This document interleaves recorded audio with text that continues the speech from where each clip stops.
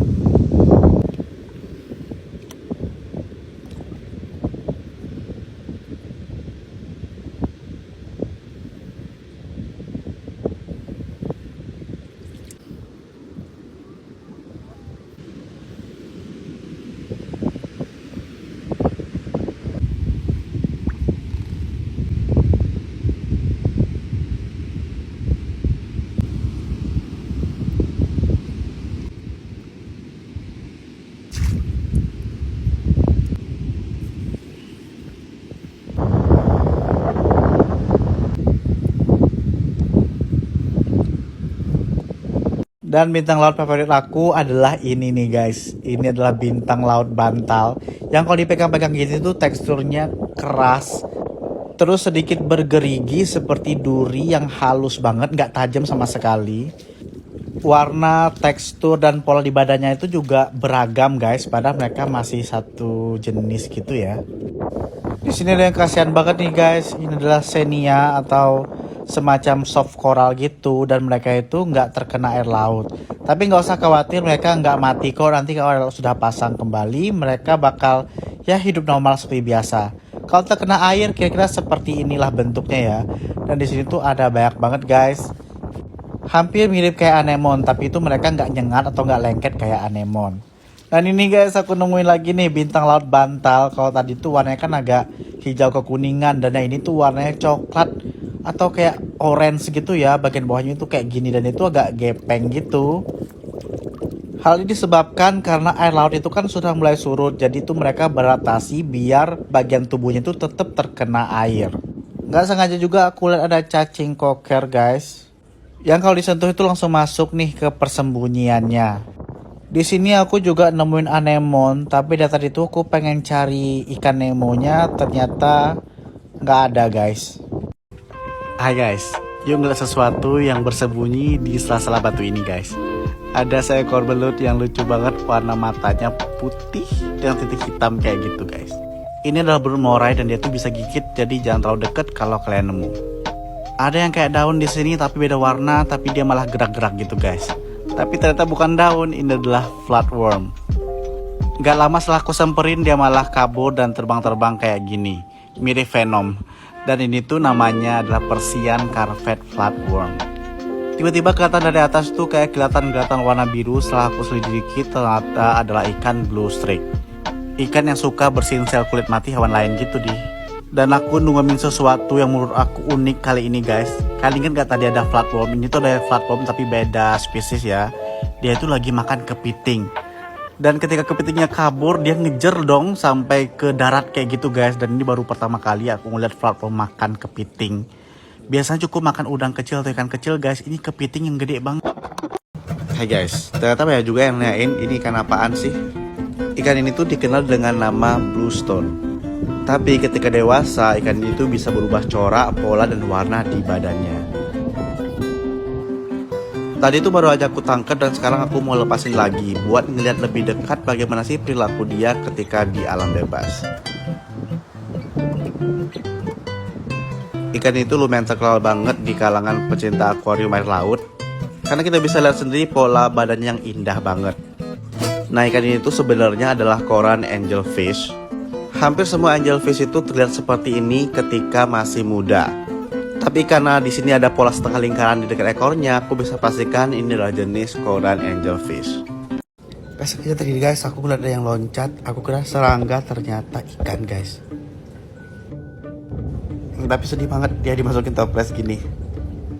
Ntar aku coba lepasin dia ke tempat yang lebih terang biar gampang ambil videonya.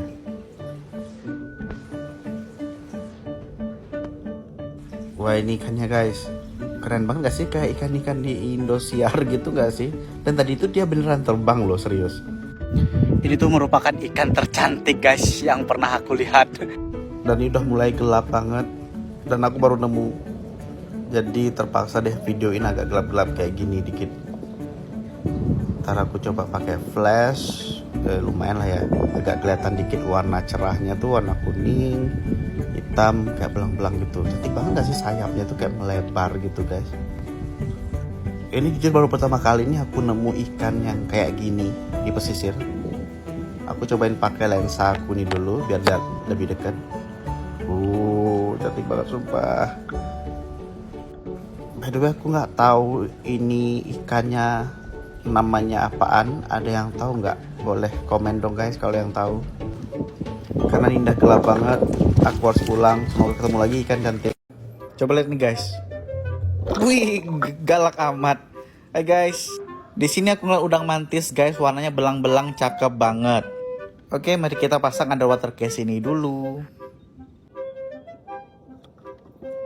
Ini adalah zebra mantis.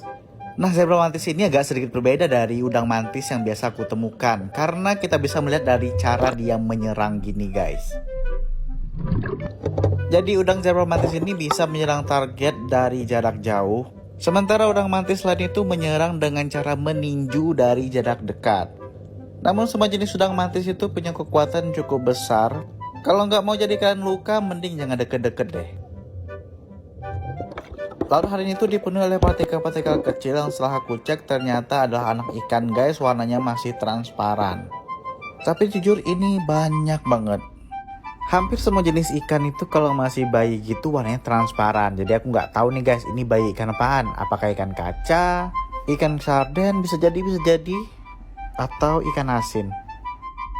Karena hari ini tuh air turunnya lumayan jauh, jadi soft coral kayak gini tuh sampai nggak terkena air guys. Dan aku lihat di bawahnya itu ada banyak ikan. Yang belang hijau hitam adalah ikan sesar mayor, dan aku ngeliat ada satu ekor yang ada parasitnya gitu guys. Kasian banget sih. Kecil-kecil tapi udah dapat beban hidup. Karena masih pagi, ikan-ikan itu pada kalem-kalem semua sih. Dan di seberangnya aku nemuin ada kumpulan ikan juga guys. Ini adalah ikan kardinal. Salah satu ikan yang gampang banget ditangkap karena mereka itu kalem banget. Dan mereka adalah ikan nokturnal guys, jadi kebanyakan muncul ketika malam. Ada ikan cakep warna hitam putih belang-belang. Itu adalah jenis ikan nurase, tepatnya checkboard rase, atau kalau bahasa Indonesia ikan keling papan catur. Tapi aneh banget gak sih kalau di Indonesiain namanya. Dari tadi dia menghindar terus, kayaknya gak mau di videoin. Dan pada akhirnya dia sembunyi nih. Seneng banget liatnya karena batu sebongkah ini aja bisa di rumah bagi banyak ikan. Wah, aku nemuin ikan badut lagi nih guys, tapi warnanya itu agak sedikit berbeda ya. Mari kita cek. Biasanya kita menemukan ikan badut itu warna merah dengan belang putih yang sangat cerah. Yang satu ini warnanya agak sedikit gelap. Ini adalah marun clownfish. Bahasa lokalnya itu adalah ikan balong. Tapi guys, ikan balong ini termasuk dalam keluarga clownfish ya. Atau secara biologi tepatnya berada di family Pomacentridae. Kalian tahu gak sih kalau ikan badut itu ada 28 spesies yang berbeda. Aku mau lanjut renang dan di perjalanan aku nemuin bintang laut yang gede banget. Ini adalah choco chip starfish. Dan laut hari ini tuh cerah banget, warnanya hijau kayak gini. Ini semua ditumbuhi oleh rumput laut dan lamun guys, dan di sana ada banyak banget ikan-ikan kecil. Dari tadi aku melihat ikan rase berkeliaran. Kadang-kadang ngelewatin juga ikan butterfly fish dan ada beberapa ikan damsel fish. Kalau celah-celah kayak gini mirip akuarium gak sih? Cantik banget. Di tangan aku ada ikan yang cukup cantik nih guys. Ini adalah ikan trigger fish, tapi dia lucu banget kayak pakai kacamata lurus gitu.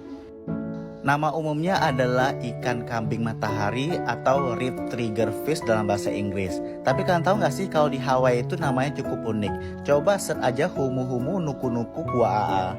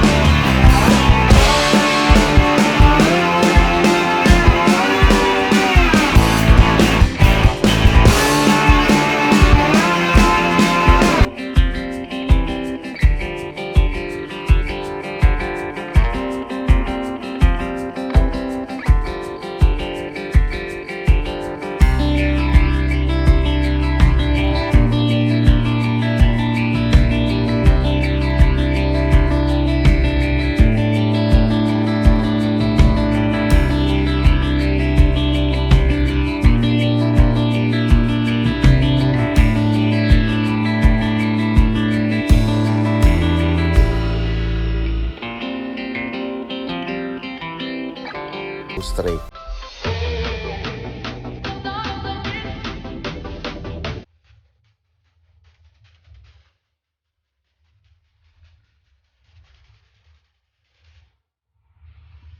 Ada agak coklat di sini guys, warnanya tuh hampir kemerahan dan ini teksturnya halus banget. Dan saat berenang lebih jauh aku menemukan bubble tip anemone.